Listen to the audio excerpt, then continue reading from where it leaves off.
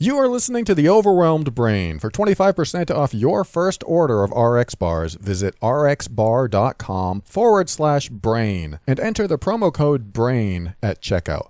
And guess what? For a limited time, every order will receive free samples. You're already getting a deal and free samples. Gotta check it out. Offer ends June 30th. Are you annoyed by affirmations? Are you tired of that same old, rehashed personal growth advice that all seems to boil down to, think positively and all your problems will go away?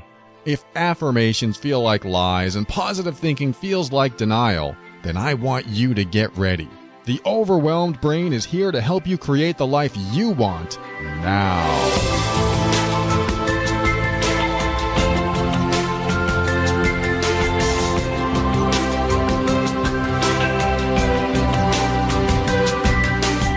Hello and welcome to The Overwhelmed Brain. I am Paul Coliani. I am a personal empowerment coach, and this is the show where I read your questions and help you tackle life's toughest challenges. I want to help you increase your emotional intelligence, strengthen your self-worth and self-esteem, and empower you so that you can make decisions that are right for you. Everything I talk about on the show is my personal opinion and is meant for informational and educational purposes only. Always consult a medical or psychological professional before making any changes that could affect your physical or mental health. I want to thank you for joining me today. I want to talk about something that maybe you have experienced or are experiencing now. I have certainly experienced it. And, I talk a lot about relationships on this show because I believe that our life centers around relationships, whether they're romantic, platonic, friendships, co-working environments, where you have other people that you relate to in some way.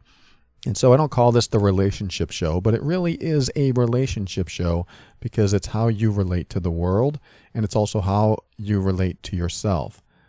And one of the things that you may relate to when it comes to a romantic relationship, even a family relationship too, but mostly romantic relationships, this can happen where you're in a relationship that doesn't feel right and you believe maybe you should get out of it.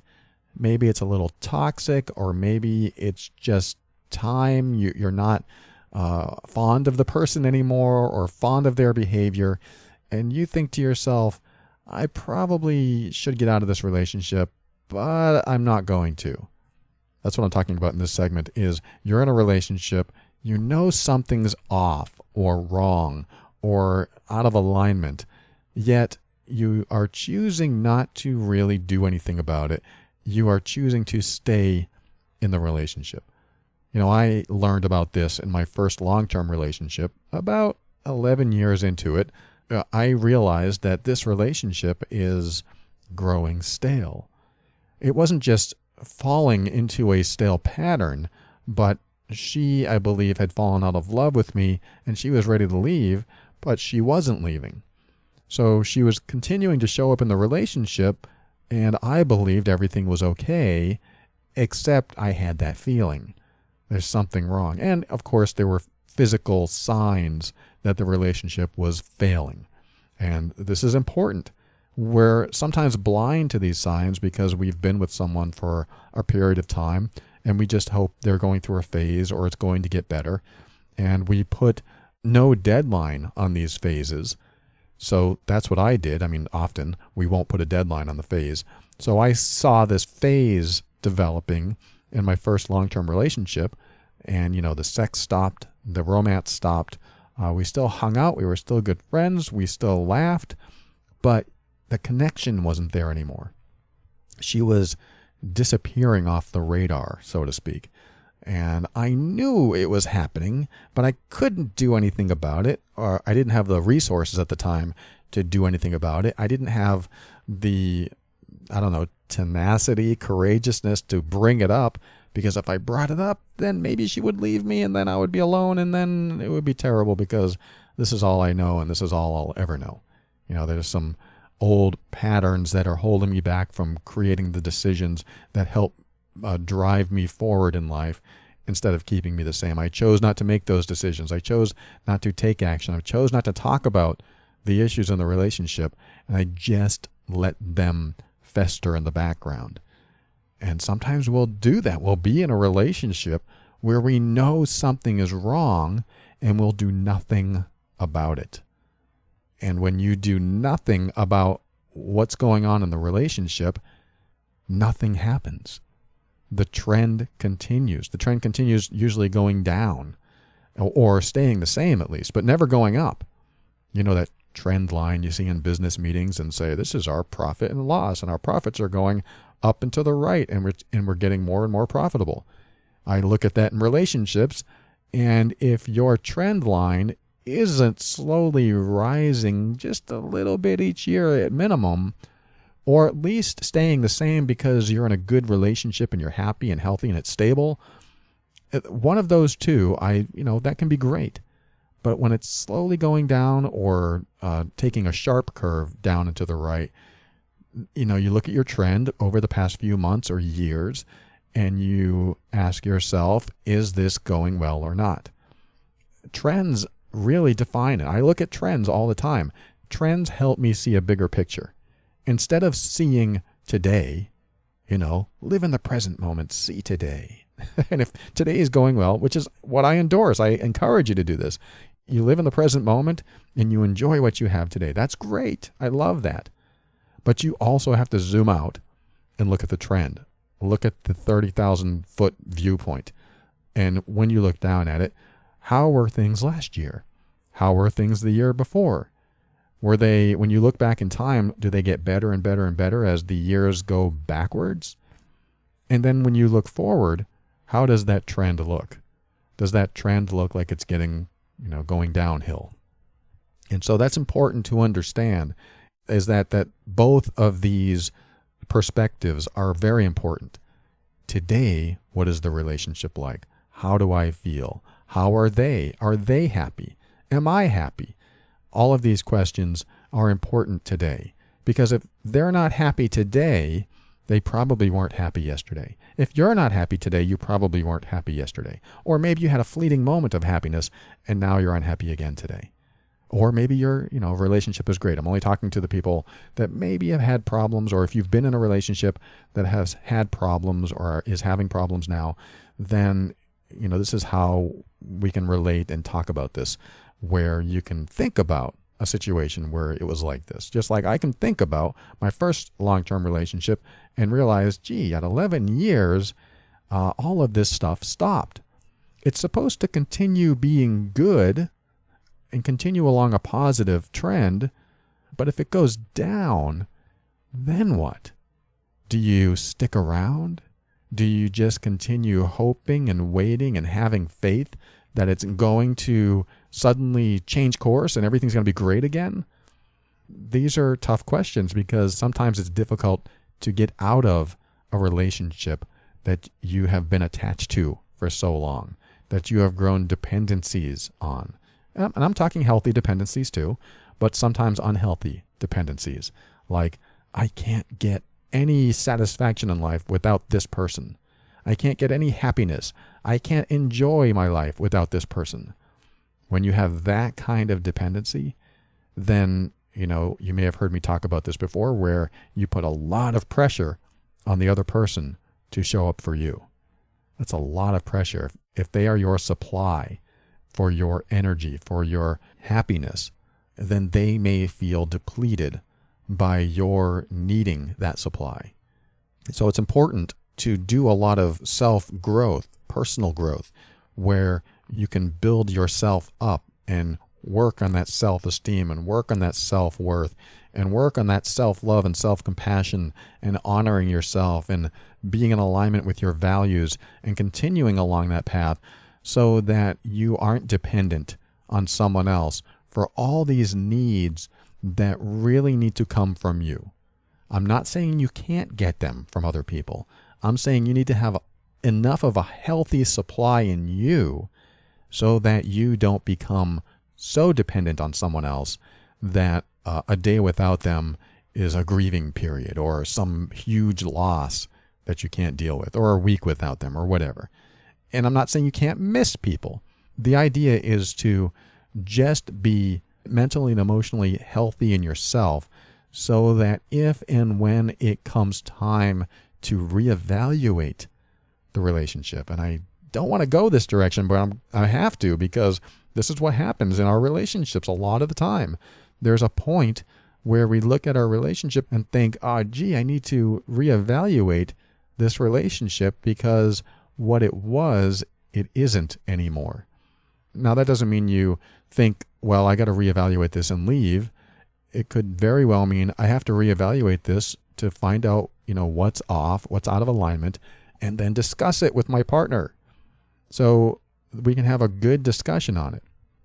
And if my partner is willing and open and wants the relationship too, he or she is going to want to discuss this back, because he or she is going to want the relationship to continue.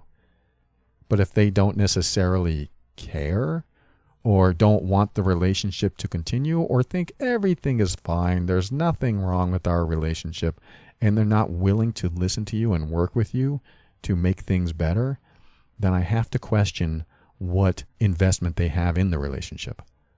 Because that's a scary thing. If you want to discuss things with your partner and they think it's all you and it's all in your head, or you need to take care of your own stuff, and they just want to be in this relationship without having to invest anything, without having to admit that they are responsible for their involvement in the relationship.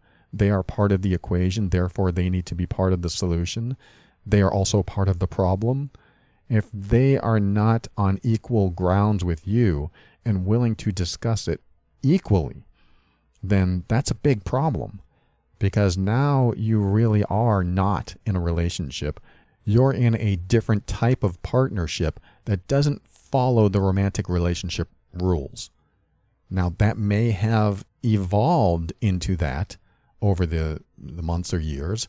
You may have evolved and come to accept the rules that you didn't like, just to not make waves, or just to get your needs met, or try to meet their needs. You may have come to that place where now there are new rules in the relationship, and that's what it has been and will continue to be if nothing changes. And if that's the case, then it's a little tougher, because now you've told your partner, I've accepted these new rules. And so if you say, now I want to change them, they may think, what the heck are you talking about? This is what it's been like for years, and now you want to change them? Because if you decided to address these things when they first started coming up, then maybe it wouldn't be a surprise to your partner, and maybe it could have been handled differently a lot earlier. But that's not what happens typically. We typically hold on to this stuff for months or years, and then hope it changes, hope they change, or hope something changes, and wait for this change to happen, and it doesn't, so we wait longer. And this is what I did. I waited longer, and I waited another year and another year, until finally, in my first relationship that I was just talking about, I said, what's wrong? You're so distant. You're so disconnected. You don't want to make love anymore. You don't want to do this. You don't want to connect with me here. You're just like a robot. You just show up, and then you just do your thing, and then you disappear. So I didn't want to say that, because I had a feeling I knew the truth that had been brewing for years. I thought I knew the truth. I just didn't want to face it. And when you come to that place inside of you of, I think I know the truth, but you don't want to face it, you're prolonging your own misery. You're prolonging their misery too sometimes. Not that their misery or lack of misery is your responsibility, but you play a role in it. They are in the same relationship you are. So I like to look at the relationship as a company. And this is so analytical, but we're going to look at it this way. If the relationship is a company, and the company is trending down, the losses are bigger than the profits, then something needs to change. In a company, you have employees. Let's just say you have 2 employees, you and your partner.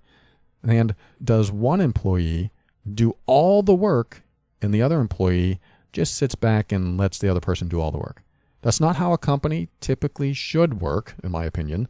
I think that in order for a company to prosper and grow, that all the employees need to do their part the best they can. and continue giving input and continue questioning what works and what doesn't so that you can build it up. But when one employee decides, I'm not going to deal with this, or everything's fine the way it is, or they're never told what the problems are and therefore aren't given a chance to change, to improve themselves, then the company, the relationship, can fail. And it probably will fail because it takes two. You need that balance. You need to work with each other to build the relationship. Now, that doesn't mean you don't work on yourself to bring the best version of yourself into the relationship. It is that just as much as it is working on the relationship. If you work on yourself, you work on the relationship indirectly or directly, because everything in the relationship is you, just like everything in the relationship is your partner. It's just a matter of connecting in the middle and maintaining and growing it so that it can continue and stay afloat, at least afloat, and then hopefully above water the whole time and getting better from there. So back to the original point I wanted to make is that there's a time in a relationship where you might start to question things about the relationship. Like, this just isn't working, or it used to be more fun. We used to have more romance. We used to have more sex. We used to have more conversation. We used to connect emotionally. We used to do this. We used to do that. And when that goes away, I think the first question you have to ask yourself is this the relationship I want? That might be a hard question to answer, but you need to come to some sort of truth. Again, if your relationship's great, this isn't for you. I'm talking about if you have any feelings that something might be off or wrong or out of alignment, that's the first question. Is this the relationship I want? Because when you answer that, you're going to have some revelations of some sort. It's going to come up. The answer yes or no will appear. Or mostly, that might be your answer, or maybe that might be an answer. But try to come up with the closest yes or no as possible. Because if you say, no, this isn't the relationship I want, then you can ask yourself the next question, well, what's missing? And one of the questions I like is, what's missing now that was present before? I like that question. And of course, the other question you've probably heard me say is, what's present now that was missing before? And that'll do a twist on your brain for a little bit, for you to come up with some answers so that you can narrow down what needs to happen in order for you to have the relationship you want. Because if you answered no, this isn't the relationship I want, and this isn't the relationship I asked for or planned on, or I didn't expect it to turn into this, then you know that something needs to change in order for you to be happy. I'm not saying that having a great relationship automatically makes you happy, but it sure as hell helps. It sure as heck makes you feel better that when you're in a relationship, that the relationship is, somewhat good, so that when you have your own stuff, that you can work on it without the worries and the challenges that come from having a, quote, bad relationship or unhealthy or harmful or toxic, whatever word you want to put in there, dysfunctional relationship. Whatever is going on in the relationship, you don't need to add it on top of other problems going on in your life. And, I worry sometimes when I do this show, I swear, I worry sometimes that I tend to side with honoring yourself and getting out of toxic relationships, that people might think that I encourage breaking up, encouraging divorce, encouraging getting out of relationships that maybe they could get help. And I definitely recommend couples therapy, couples coaching, or at least talking to people, listening to shows like this, working on the relationship, working with each other so that you can improve what you have. Because I'm a full believer that personal empowerment, when you are able to really embrace that in yourself and honor yourself and be in alignment with your values, that when you're with somebody else that does the same thing, you have a great relationship. When you're with somebody else that doesn't do the same thing, and you feel restricted or inhibited or put down by them, or feeling like they don't care about you, invalidated, when you're in a relationship like that, that needs to be talked about. That needs to be brought up, and it needs to be resolved. And so my point with this segment is to let you know that when you are waiting for the other person to change, for the relationship to get better, and it's been several months or worse, several years, and you're just waiting for that change, you have to get yourself out of that rut. You have to get yourself out of that line of thinking, because that line of thinking keeps you unhappy and the relationship the same or worse every day. That line of thinking that you just have to wait until the other person does something or says something or feels something. Whenever you're waiting that for years and years and years, and you watch the trend line going down instead of up, then what are you waiting for? Are you waiting for the trend line to get so far down that your relationship goes bankrupt? I know it's a little harsh, but I want a realization to take place that if the trend, I love looking at the trend of a relationship, if the trend is going down, it only goes down until it breaks down. It only goes down until there's nothing left. If the trend is going up, even minimally, at least there's valid hope and valid faith in what you see. And, I understand that we can look at a relationship and go, well, he was great today and he was great the other day, but he was awful the next day. Or she was wonderful for a week and then the whole month she was awful. I understand that happens. And when that does, here's the next question. Am I happy more than 50% of the time? Or you can word it, am I more happy than I am unhappy in the relationship? Because if you can say, yes, I'm more happy than I am unhappy, then maybe this relationship is worth staying in and working on. And if your partner is willing to work on their problems and understands that, there's issues that he or she still needs to work on, and you have issues that you still need to work on, but you're more happy than unhappy, that could be a great way to gauge what's going on and a good way to gauge, relationship longevity. However, if you answer, I'm not, I'm only happy 10% of the time, if that, then look at the trend. Back up, zoom out, look at the trend, and you'll see what truths are coming your way. I hate to say it that way, but you do need to understand this in a way that I didn't understand it in my first relationship, where everything stopped and I finally asked, what's wrong? Let's talk about this. Where are you? What's going on? And she finally admitted after 2 years that she fell out of love with me.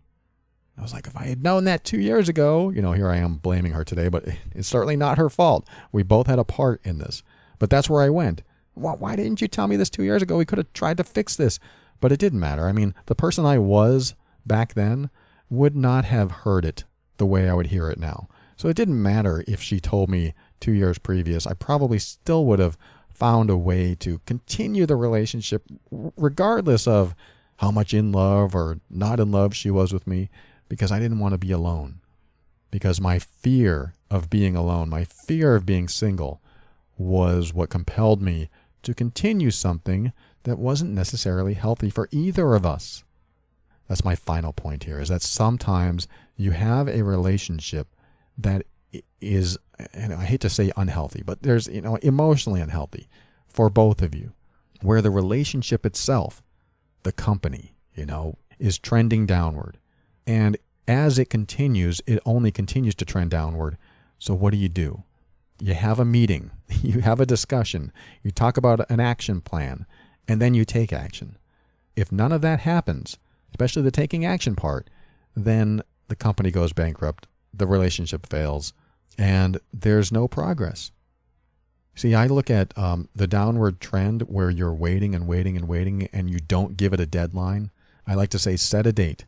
Set a date. If things don't change in 6 months, we're going to have the discussion that is going to be the last discussion we're going to have before our relationship either ends or goes into a new phase. I love that. I love going into a space of, hey, you know what? By March 1st, 2019, if things don't change, We need to have a real talk. And then you have that talk. And then you provide accountability. And you make sure that people follow through, you and your partner, so that you don't get stuck in another 6 months downward trend or another year, 5-year, 10-year downward trend. You don't want to keep repeating the trend. You don't want to repeat that cycle. And I know I have clients that have been working on their relationships, and there's little bits of progress here and there, and they're becoming more empowered, and they're really connecting with themselves and understanding themselves and knowing what they want for themselves, and they really want to save what they have. And I think that's phenomenal. I love when people are willing to exhaust all of their resources to save what they've invested in. I love that. I think that is phenomenal. And I also need to see the trend line going up, or at least at minimum at a happy, healthy middle line.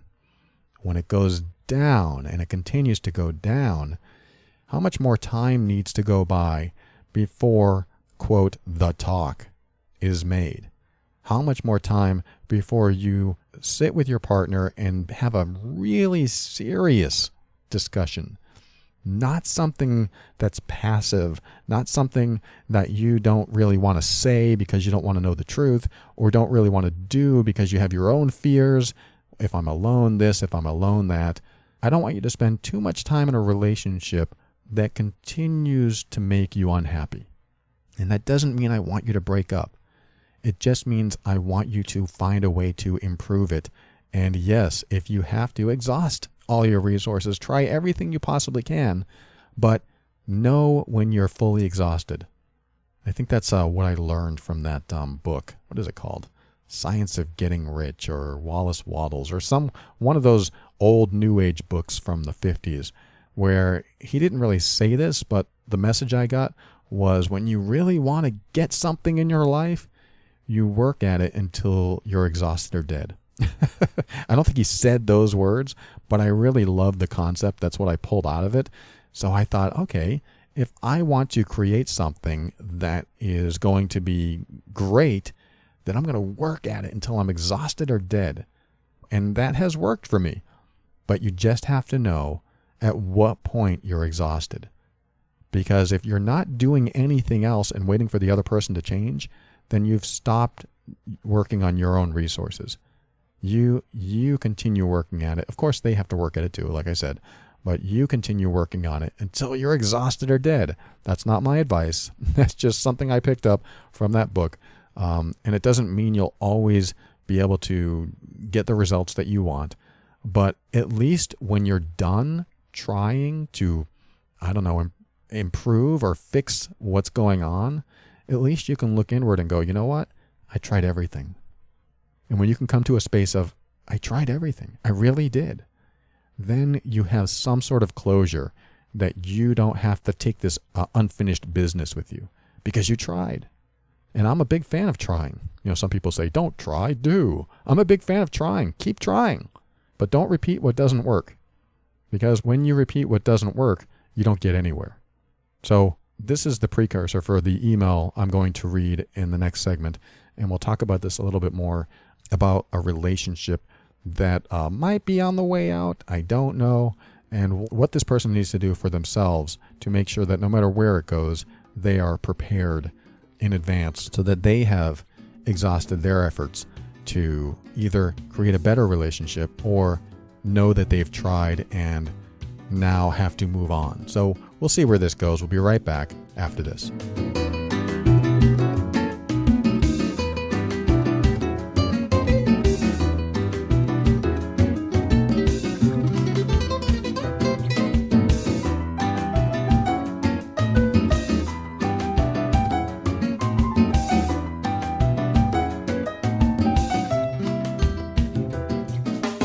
My girlfriend and I are going to Indiana this week. In fact, by the time you hear this episode, we'll probably be driving back from there after spending our weekend at a music festival. It's really about buying music gear. So it'll be a spending festival. It takes about 10 hours to get from Georgia to Indiana, so there are two things that we always plan for our trips. Lots of water and lots of snacks. We used to pack bags of nuts and berries and fruit and, the occasional chips and a chocolate bar or two. We usually have an entire bag full of these things so that in between meals, when the road is long, we'd have something to snack on that's tasty and healthy for us. I'm not so sure about the chips and the chocolate, but let's just say that our emotional health improved because of those things. So there's always a lot of planning and packing for snack food before our trips. But now we have RX Bar, the whole food, delicious protein bar that covers the gamut of snacks that we usually pack. Flavors like chocolate sea salt, peanut butter chocolate, chocolate chip, coconut chocolate, I like all these chocolates, mixed berry, blueberry, maple sea salt, apple cinnamon, peanut butter, and more new flavors that they're coming out with too that, I can tell you what they are. I think they're coming out with mango, pineapple, a peanut butter and berries combination, and a chocolate hazelnut. These are all whole food protein bars. That means that they're made with 100% whole ingredients. And they're very transparent about it. They label their core ingredients, egg whites, dates, and nuts, right on the front of the package. And then you'll find the other ingredients like 100% real unsweetened chocolate, coconut, and other real ingredients, which is why my girlfriend and I appreciate having these bars on hand. Because not only are they delicious, they are just better than anything else out there, really. I mean, we don't get the fillers, the additives, or the chemicals, or the added sugars like a lot of other bars have. So we've added RX Bar to our trip planning experience, if you want to call it that. It's just a simple bar with clean ingredients where every ingredient serves a purpose. And I just found out today that RX Bar introduced something called RX Nut Butter. It's a brand new product. It's made with the same core ingredients as RX Bar protein bars, but I think you spread it. Like they say you can spread it on pretzels, fruit, just squeezing it out of the pouch while you're on the go. And they have honey, cinnamon, peanut butter itself, and vanilla almond butter. I think that's all they have right now, but I haven't tried that yet, and I want to. My girlfriend loves pretzels. We're going to try this. So maybe I'll let you know next time I talk about RX Bar. But I want you to visit rxbar.com/brain. And when you order, use the promo code BRAIN during checkout so you can get 25% off your first order. And I want you to do this before June 30th. If you're listening to this before June 30th, 2018, they're giving you some free samples. So all those flavors I just mentioned, you're going to get some free samples. So I can't tell you which ones they're going to send you, but it'll be a surprise and you'll probably love no matter what they send you. So if you're into gluten-free, soy-free, dairy-free, no artificial colors, no artificial flavors, preservatives, or fillers, RX Bars are great for on the go or special occasions or really anytime. We're going to pack them for our trip to Indiana, and maybe we'll bring a couple extra for friends. rxbar.com/brain. Use the promo code BRAIN to get 25% off your first order. You can get your free samples if you order by June 30th, 2018. You're going to love them.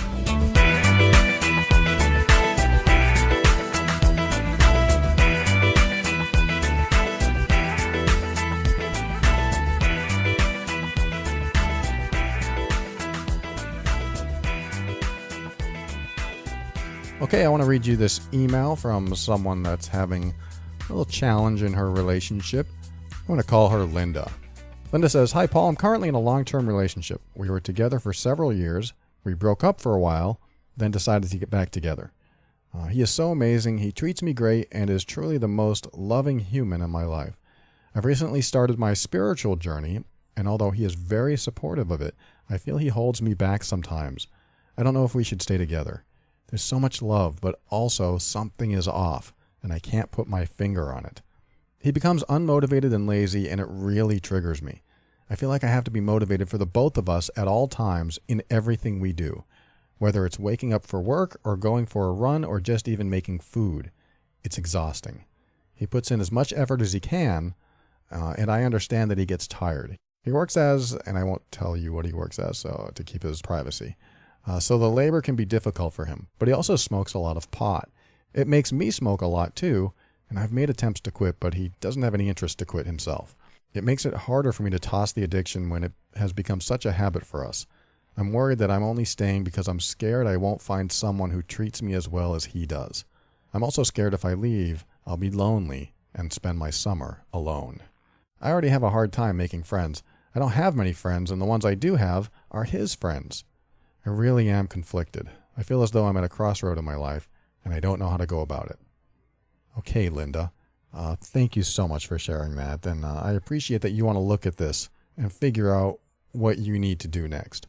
One thing that I noticed right away with your letter, talk about zooming out, your letter pretty much answers itself. Because one of the first things that you said, or the beginning of your letter says, I'm currently in a long-term relationship. There's a lot of love. I'm on a spiritual journey, and I feel like he holds me back. I don't know if we should stay together. And then from that point on, you point out all the reasons that you are unhappy or unfulfilled in this relationship. And I wonder if you have as many reasons that you are fulfilled. Or, just like I asked in the last segment, are you more unhappy than you're happy? And what has the trend been? Aside from that, you can, look at that and certainly come up with some conclusions and maybe take steps to move in a direction. There are a few comments I'd like to make from what you said in here. One of the things that you said is, there's something off and I can't put my finger on it. Like I said, you have answered this question already. Now, it may not be what you're looking for. Maybe it's something deeper. Like maybe you can come to an acceptance about all of this about him, but you still don't know what's off. When I read this, I immediately see a conflict in values. I know I say that a lot, but this happens a lot in relationships where there can be a conflict in what you value and what you find important. Now, what he seems to find smoking pot important. So if he finds smoking pot important and he does not want to give that up, and you don't have that value, there's already a conflict. You say you do it too. Now, maybe you're, like you said, you're trying to quit, but you have a hard time doing it, just like I have a hard time not eating ice cream when there's ice cream in the house. I don't buy it. I try to keep it out of the house. I tell my girlfriend not to buy it, but every now and then it sneaks its way in, and then I am downing a quart like nothing. So I love ice cream, so I don't buy it. But I get it. If it's in the house, if it's in the vicinity, if it's close to you, it's probably going to win. It's probably going to make its way into your system. Just like if you're near pot, it's going to make its way in your system. Plus, it's tied up with your relationship. Smoking together has probably become an event in your relationship, something that you probably maybe enjoyed at one time, and now you're growing out of it, and he wants to stay in it. And because of that, you, on this spiritual growth journey, are looking at your values, what's important to you, and what is going to hold you back. I mean, you use those words. I feel like something's holding me back, or I feel like he's holding me back. What is holding me back? Well, you're in a relationship that someone doesn't want to take the same journey with you. So that's the first glaring thing I see. I don't know if it's the thing, but certainly when I look at this, if I was adamant about not eating ice cream and I insisted that there be no ice cream in the house, or if there was, it was hidden, and my girlfriend insisted that she kept buying it, then I might have a values conflict that comes up, and I could look at her and say, why don't you value my values? I had an episode on that a while back. When you're in a relationship, it's important for you to value what is important to your partner. You don't have to value the same things that they value, but you have to value that they value it. So you're valuing them, valuing what they value, if that makes sense. For example, the episode where I talked about valuing your partner's values, the person who wrote to me was the boyfriend who couldn't remember to lock the door when it was very important. Safety was a very important value for his girlfriend, and he always forgot to lock the door. So I talked about how important it is to value your partner's values so that it shows that you actually care about what's important to them. If he said, I don't care if she wants it locked or not, I don't feel unsafe, knowing that she feels unsafe, then that would be not valuing your partner's values. If you value your boyfriend's values, he values smoking pot. I'm sure he values a number of other things too, but this is one of the main issues in your email, so I'm addressing it. If he values smoking pot more than other things, more than giving up pot, for example, then can you value him valuing that? first of all? So right now I'm kind of putting you on the spot. Can you value him doing what he does, his behavior, his habits, his vices, or whatever he calls them? Can you value his valuing of what he does in his life?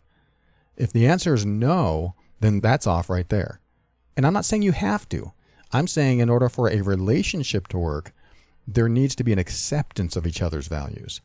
And if you have a hard time accepting those values, you're not going to be able to have the most fulfilling relationship you can have. So that's important. It's not the only thing, but it's very important. Aligning with someone's values, at least accepting someone's values, is an important part of relating and enjoying time together and letting them be who they are. So I put you on the spot there a little bit, but I also put him on the spot, because if he values what's important to you, quitting pot and other things, then what he's going to do is everything he can to avoid having it around you. So I don't know if he's doing that or if he's capable of doing that. Well, he's capable of doing it, but I don't know if he's choosing to do it. So if he's not doing that for you, knowing how important it is for you, then either A, you haven't been adamant, or B, he's not prioritizing you, or C, he doesn't care. I mean, I don't know if it's that. He sounds like a loving guy and you get along great, so it's probably A or B, but that's important. That's important to know. So that's the first part of this, is that, okay, if you can't value your partner's values, then you already have a problem. There's no really getting past that until you come to an acceptance of your partner's values. You don't have to. I'm not saying you do. I'm saying that in order for a relationship to work, it is very helpful for that to happen. You may never want to value his desire to continue smoking pot or other things that bother you, in which case you'll have this offset feeling. You'll have this misalignment in the relationship. You will not feel as connected as you want to feel. So that's just something I want you to keep in mind, is if he plans on doing something that you are starting to be against or have been against for a while, and he has no plans of changing, then you are the only one that can either choose to stay and accept his behavior, stay and reject his behavior, which will just create more chaos because you'll always complain or give him dirty looks. You can reject his behavior and leave. Like, I can't accept this, I got to leave. Or you can even accept his behavior and leave. So I call that the 4 choices. You have the 4 choices in front of you: stay and accept, stay and reject, leave and accept, or leave and reject. I forget the order I put them in, but that's typically what I do, is I choose one of those 4 things and go with it. Because the worst one you can choose, in my opinion, is stay and reject. Because you don't like his behavior, yet you stay anyway and expose yourself to his behavior. So again, keep that in mind. So that's the first thing. The second thing is, you said that he puts in as much effort as he can. And I challenge that. I say, really? Is that really true? And the reason I ask that is because I don't know what he's capable of. But, if you said, he's in a wheelchair and it takes him an hour to get up the stairs because he has to get out of his wheelchair, and then he got to the top of the stairs to get into another wheelchair, then he finally gets to the bathroom so he can clean it, but he can only clean it like halfway because he's so tired by then. If you said that, I would say, I got it. I hear you. It's taking all his effort, all his might, and all his energy to do this. So I could understand the comment, he puts in as much effort as he can. However, if his version of putting an effort is, after I smoke this joint, or I'm too tired so I'm going to smoke, or I'm going to do this, or I'm going to do that, and it's just excuses or delays or other things that he has more effort inside of him, but he chooses not to, then that's why I challenge this. Because your words, he puts in as much effort as he can, makes me believe that you've accepted his limitations. And if you really accepted his limitations, you probably wouldn't have commented on it at all. Because you said he puts in as much effort as he can, and I understand that he gets tired.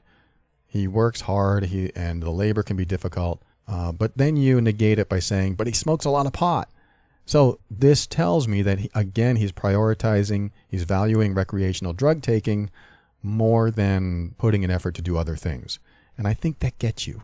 I think that really irks you inside. Like maybe the pot you're finding is replacing the other things that he could do if he just took the time to do those instead of marijuana. So I think that might be irking you a little bit.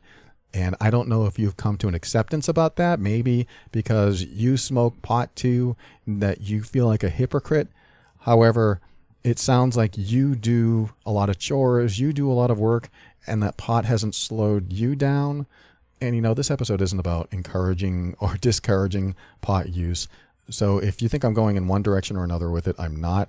I'm just commenting on it from a non-biased point of view.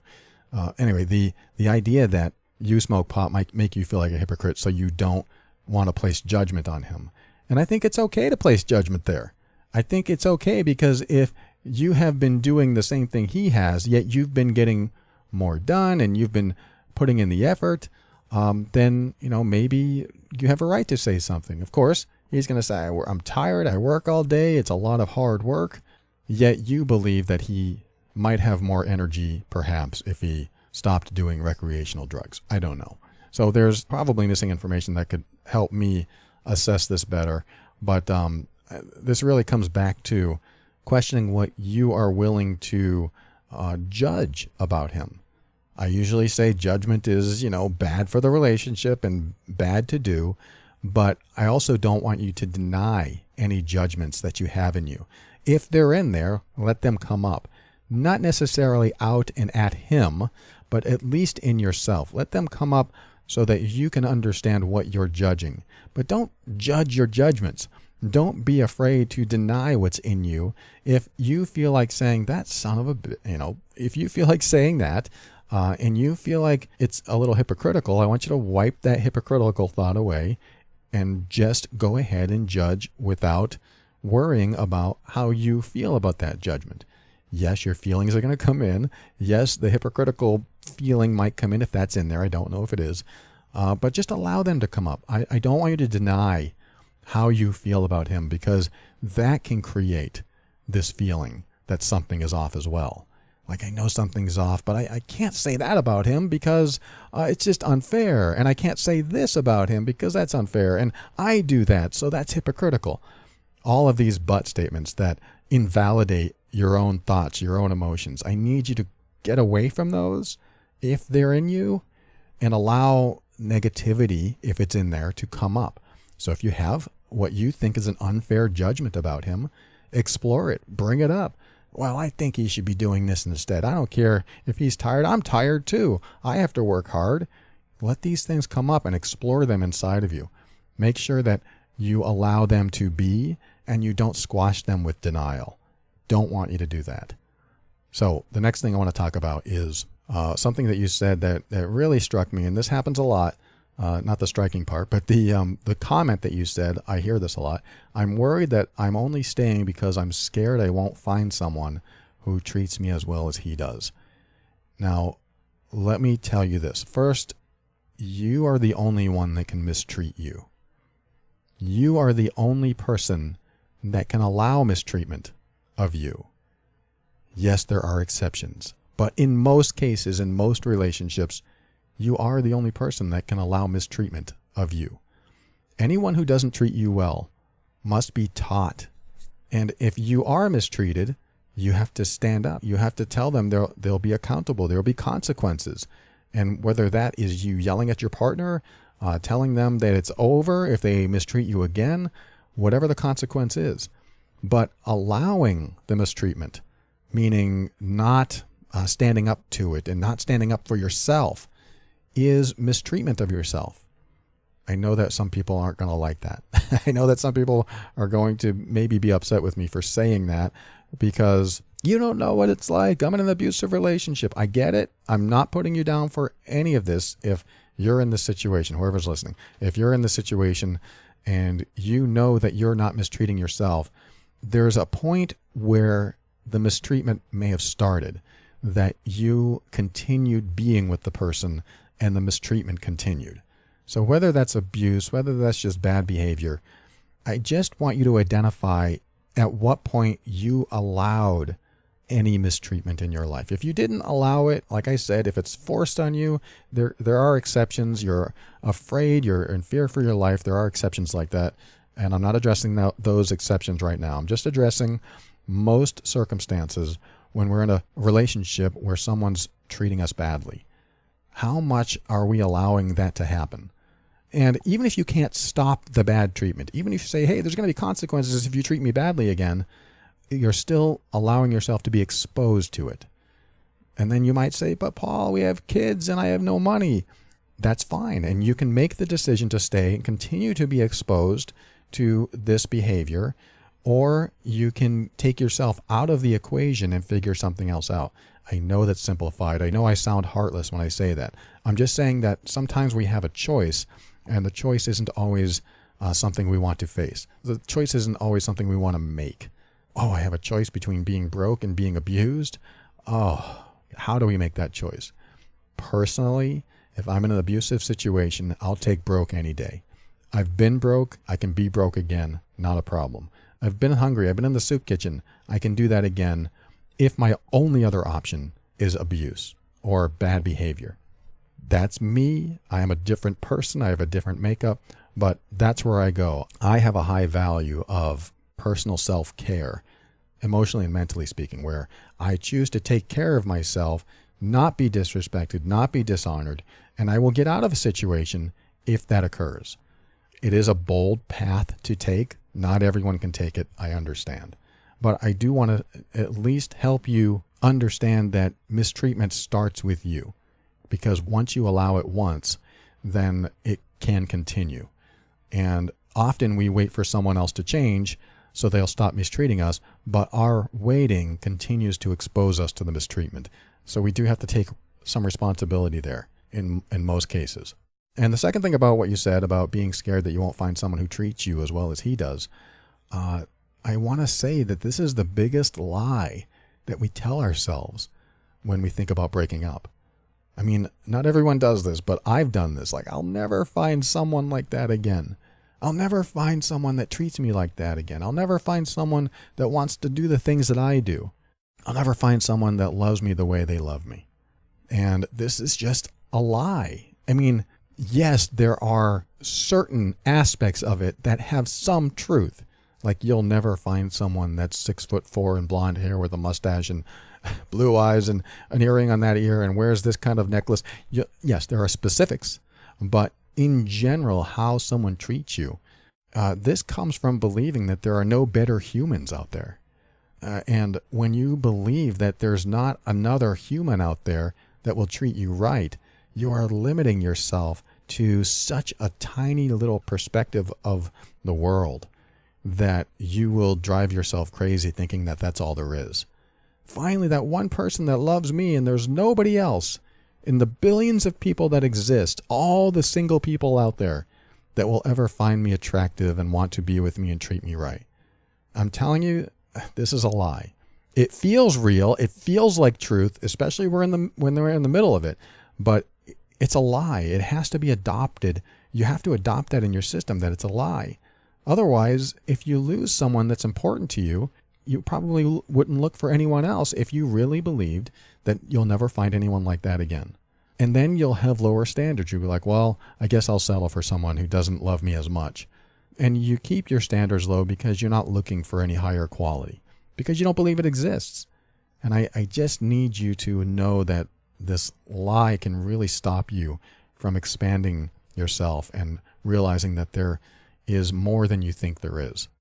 The reality is I've had so many breakups, and each and every person I was with all treated me differently. So I know from all my relationships, the first relationship I was in, I said those words: I'll never find anyone like this again. I'll never be loved like this again. I'll never find anyone that likes, scary movies. I'll never find anyone.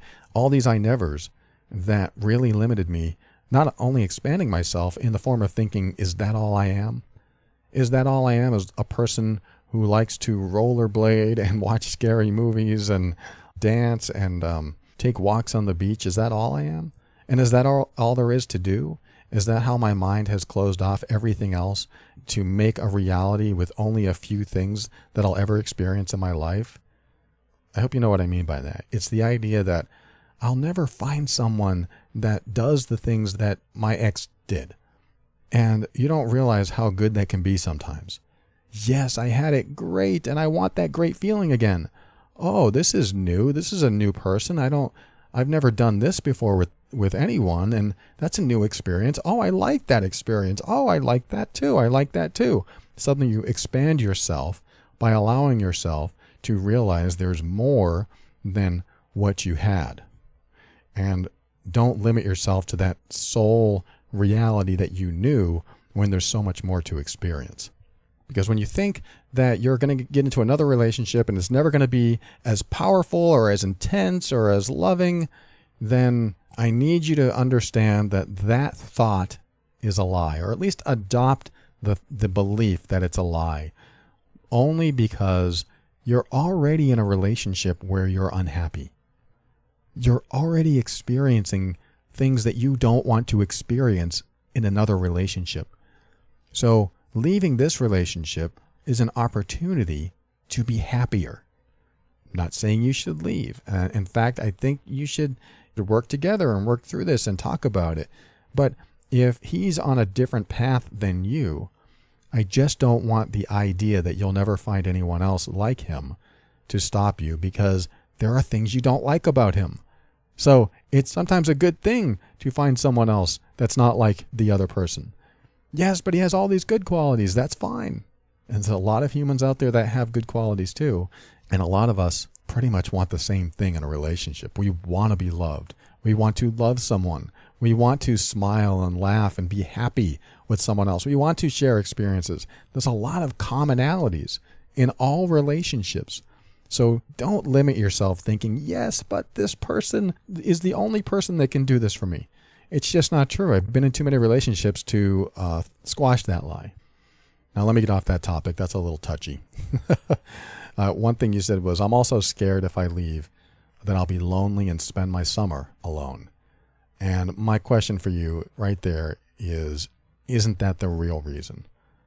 If you take everything else out of the equation, is the real reason that you just don't want to be alone and that you're afraid to be alone? I'm making a big guesstimation here, that if I were to ask you, no matter what, when you break up, you will not be lonely, then my question for you would be, would you break up? Would anything stop you then? Knowing that you won't be lonely. Because if your answer is, well, if I knew I wouldn't be lonely, then yes, I would break up, then that pretty much narrows down the main reason that you're not leaving. And if that's the case, then what you're doing is you're seeking happiness from someone else. You're seeking fulfillment from someone else. You are associating the word alone with lonely. You're associating the word single with lonely. And the word lonely has negative meaning to you.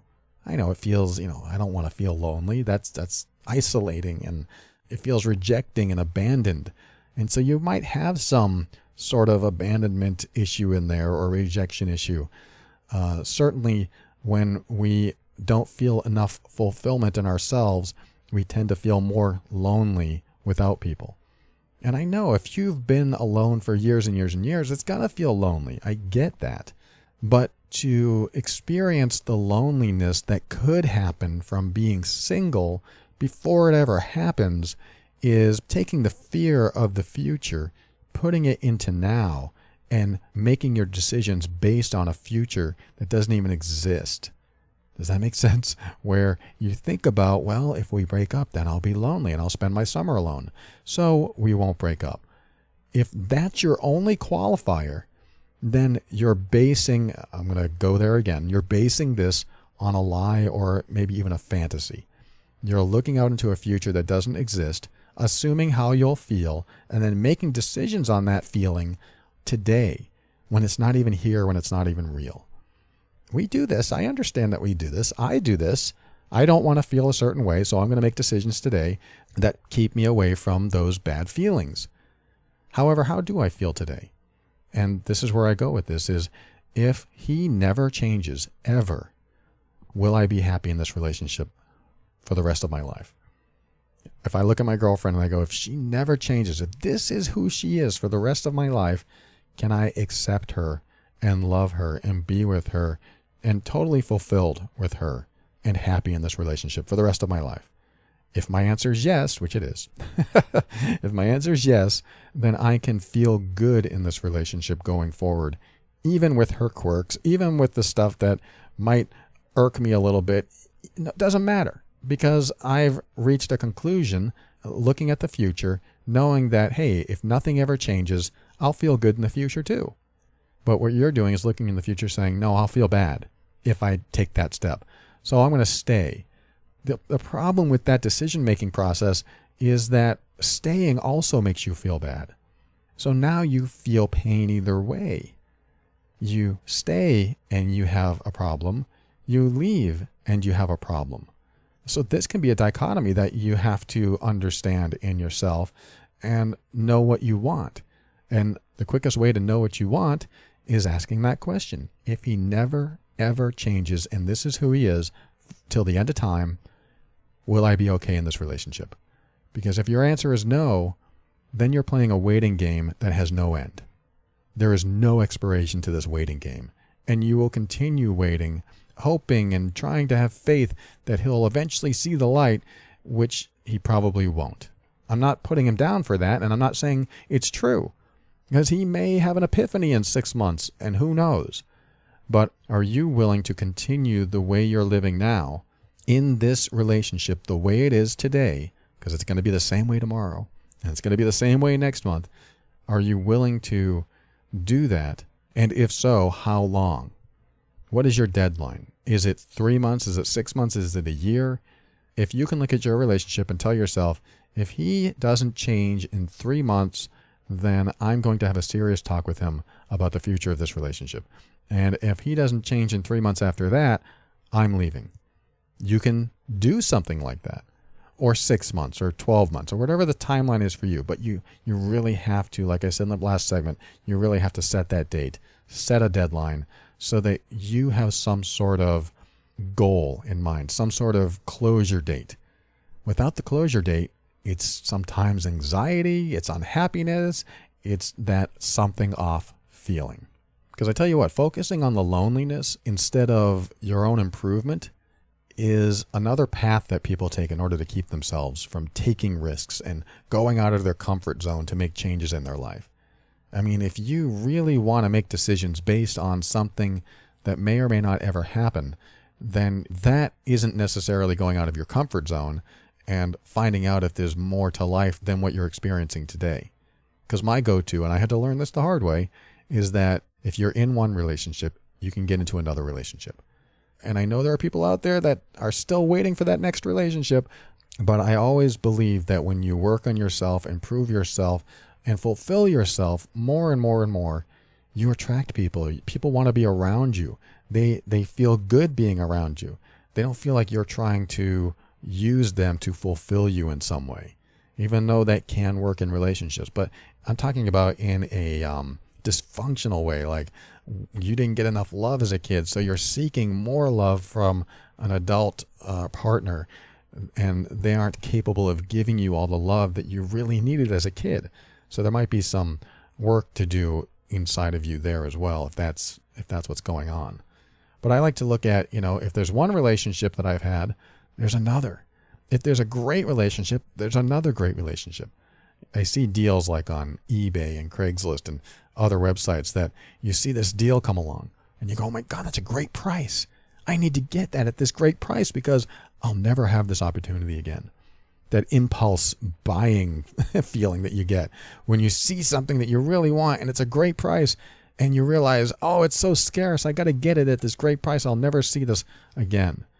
This happened to me multiple times. I'll think of something I need. I'll go onto eBay and I'll see it and I'll go, wow, there it is. I can't believe I just found it. Like immediately. And I think to myself, oh my God, this is so rare. I got to get it. I got to get it. And I want to buy it. And I'm getting close to buying it. I'm getting close to being the highest bidder. And I go, wait a minute, what am I doing? I found it as soon as I started looking for it. It's not like it was hard to find. If there's one of these, there's going to be another. And it's very hard to drop back and let somebody else have it and let it go. It's very hard to do. But then I'm okay with it. I'm fine, because I realize if I saw it once and I just started looking, I'll see it again. And if you haven't seen one in 10 years and you want to grab something, that might be a different feeling, of course, and you might want to grab it. That's fine. I'm talking about material items here, but there are numerous people out there that want to be with you and treat you right, and also be treated well themselves so that they can have a pleasurable relationship. So I just don't want you to get locked into the idea that no one will ever be as kind or as wonderful as that person. And let me say a couple more things. All your friends, you said, are his friends. And this is when you lock yourself into someone else's reality. When you are basically an extension of that person instead of them being an extension of you, and vice versa. I mean, it has to work both ways. It's nice to have you, them, and the relationship. But if it's just them, your boyfriend, and the relationship, and you're just an extension of that, then you don't have your own life. You're not just an extension, you're also an independent person. And not having any friends outside of his friends puts you more in this world that you have developed dependencies on, that if you aren't with other people that are just people that you can relate to and confide in, if you're not with those people, if you're not building friendships like that, then you are really limiting yourself in a world of his creation. And no wonder you feel maybe so attached to him, because your whole world is about him and what's going on in his life. So pulling yourself away from that attachment, it can be very difficult. But this is where you start working on yourself, being very independent. Whether you split up or not, what would you do tomorrow if he wasn't in the picture? And when you come up with the answer to that question, you'll know your path. You'll know it. And it doesn't mean you automatically leave. It just means you start working on yourself. You start following that path. And let's just say that you don't want to have anything to do with pot ever again. Then being around someone who's always smoking pot is going to give you a clear perspective of who you want in your life. So this is a big decision for you. I can't tell you which way to go, but I do know that your values are ultra important, and there's a level of acceptance that you have to have if you choose to stay in the relationship.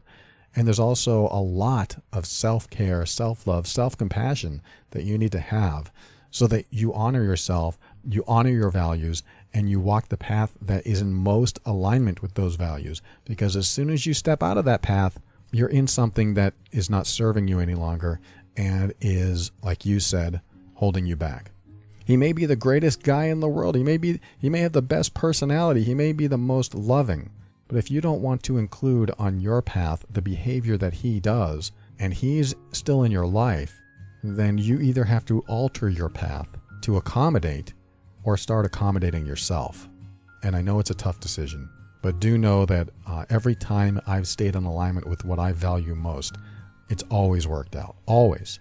And I only want the best for you. Thank you so much, Linda. I hope this helps. We'll be right back. I'll say some thank yous, and we'll close the show after this.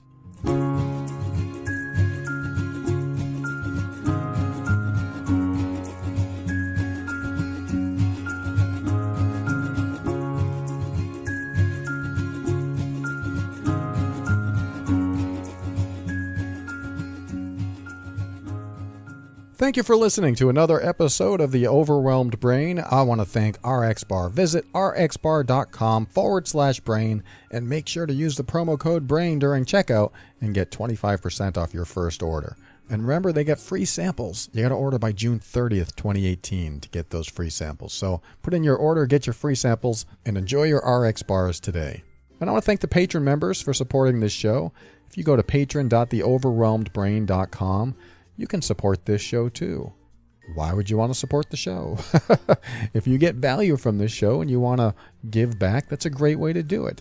You also get back too, because I have a lot of private episodes in there, workbooks and worksheets, all these things that you won't find on the Overwhelmed Brain website or anywhere else, really. So check that out, patron.theoverwhelmedbrain.com. And thank you, existing patron members. I very much appreciate you. And of course, I want to thank everyone who's giving in other ways, using the donate button, using the Amazon button at theoverwhelmedbrain.com. It's a great way to give back every time you shop at Amazon using our link. It helps the show as well. So thank you for doing that too. And I want to tell you really quick about the Mean Workbook. It's something I mention at the end of every show because I think it's important. It is unfortunately a very popular workbook that I have, and it really helps you define if you're experiencing emotional abuse or manipulation in your relationship. And if you don't know what I mean, like, well, what's emotional abuse? Is it just swearing and yelling? No, it's usually very covert. It's very subtle. It's usually so insidious that you can't tell in a single moment that you're being emotionally abused. It happens in a compounding way over time. So if you were to tell someone about a single moment that your partner did something, they might go, well, that doesn't sound so bad. I can't tell you how many times I've heard that. That doesn't sound so bad. And it starts driving you crazy because you're trying to explain what's happening in your relationship, but no one seems to believe you, or they think you're a little too sensitive. And I've put the pieces together here. I mean, other people have too. They can find emotional abuse videos and online resources, but I decided to create a guide on how to definitively tell if you're being emotionally abused. And this workbook comes with a 200-point assessment to help you figure out exactly what the compounding factors are and if you're being manipulated or emotionally abused. And once you're done with the checklist, it's very revealing. You start learning a lot about what you're going through, what's happening in the relationship, and you're finally able to identify and pinpoint what the emotional abuse is. And then you can show your results to your friend, and your friend can go, what? That's what's happening? I'm not saying you have to do that, but some people do that. But it's an in-depth way to really learn about your relationship if you're having one of those difficult, like too difficult relationships. I don't want you to have difficult relationships. They're meant to be fun. They're meant to be pleasurable. Yes, there are challenges too, but the pleasure should outweigh the pain. So if you're interested in the Mean Workbook, go to loveandabuse.com and check it out. It might be what you're looking for. And I want to thank some iTunes reviewers. AJ1, thank you for your review. He said I could write a book about the valuable content provided in this podcast. Well, if you write that book, let me know because I want to hear all about it, and make sure to mention my name. And another reviewer, Disciple of Christ, that's his iTunes name. Disciple of Christ gave me 4 stars and says, please write more on being single for years. I'm 45 and I've never been in a relationship. I've been a Christian for 25 years. And he goes on and on and on. And it's a great subject to talk about. I'm certainly going to keep that in mind. Thank you for that suggestion. And I don't know if your religious beliefs have kept you from being in a relationship, or if you want to have a sexual relationship and your religion doesn't allow that. I don't know the whole story there, but that is a great topic idea. Thank you so much. Thank you for your review, and thank you for sharing what's going on with you. And I forget if I thanked Dea or not, but if I haven't, thank you for your review too. And finally, thank you to Kevin McLeod of Incompetech.com for some of the music transitions in The Overwhelmed Brain. And I know we're running late, so I'm going to wrap this up really quick. I just want to reiterate that if you are in any type of relationship, any kind of relationship, where you have these thoughts, you have these feelings, and you're just putting them away, you're stuffing them down, you're trying not to think about them, and you know that if you think about them, you'll get more and more down, more and more depressed because you know the relationship isn't all it could be. These are the things that are so important to talk about. They're so important, even at the risk that they'll be upset, even at the risk that they'll say, what? How could you be thinking that? Because it's in you. And if it's in you, you carry it with you. You carry it with you in your behavior. Just the energy that you bring into the room, they'll sense in some way, subconsciously or whatever. They'll just sense that there's something about you. You're holding something back, holding something in. Or maybe they won't sense it because you're so good at hiding it, which still leaves it not approached, not expressed. And what you hold on to that's not expressed continues to fester in the background. And it is scary. It's very scary to express some things sometimes because you don't want to hurt your partner, or you don't want them to get mad, or you just don't want certain things to happen. You don't want an argument to start. I get it. But you also don't want it to fester, because festering is painful, and it can turn physical, and it can permeate into other things into the relationship, and it can turn into emotional triggers, and you're getting upset for seemingly no reason, yet it really is a reason from 5 years ago, from when they did this, or when you suspected that, or when this or when that. You keep holding those things back and they never get taken care of, then the relationship it will never be as fulfilling as you want it to be. Because when you're holding on to it, it's unfinished business. It's the open loop. It's something that you want to find closure to, but you hold on to it, keep it open, and you never get past it. And you just try to stuff it down and hope that it isn't a problem, or they'll change and everything will get better, or you'll come to peace with it and you'll get better. I think it's great that you continue working on yourself, but don't let these things fester. This is the kind of stuff that turns into anxiety, turns into depression, turns into more long-term yuckiness of bad feelings. So I don't want you to go there. I hope you're not going there. And if you are, I understand that it's very hard to get out of that space too, which is why it's important to find someone to talk to, find someone that you trust, that you can express your shame, your fears, your guilt, your embarrassments, all the things that are in there, your anger, everything that's in there, so that it comes out in some way to someone, even if it's a pillow that you have to punch. Just keep this in mind, that what's in there, I don't want it to fester. It has to come out in some way, shape, or form, so that it doesn't sit in there and get rotten, if you know what I mean. So with that, I want you to keep an open mind so that you can step into your power. This will help you be firm in your decisions and actions, and also help you express what you need to express. Always take steps to grow and evolve. You are powerful beyond measure. And above all, and this is something I absolutely know to be true about you. Yes, even if I never met you, I had someone write to me. I know, I'm almost there. I had someone write to me and say, "How can you say I'm amazing when you've never met me?" I thought, that's a great question. So I answered her, and I said, "I know you're amazing because we are born amazing." Yeah, that sounds a little markety. That sounds a little cheesy, but I know it's true because we're conditioned to not believe that we're amazing. We're conditioned over our life to not believe that we are. And I'm here to tell you, without a doubt, even if I never met you, that you are amazing.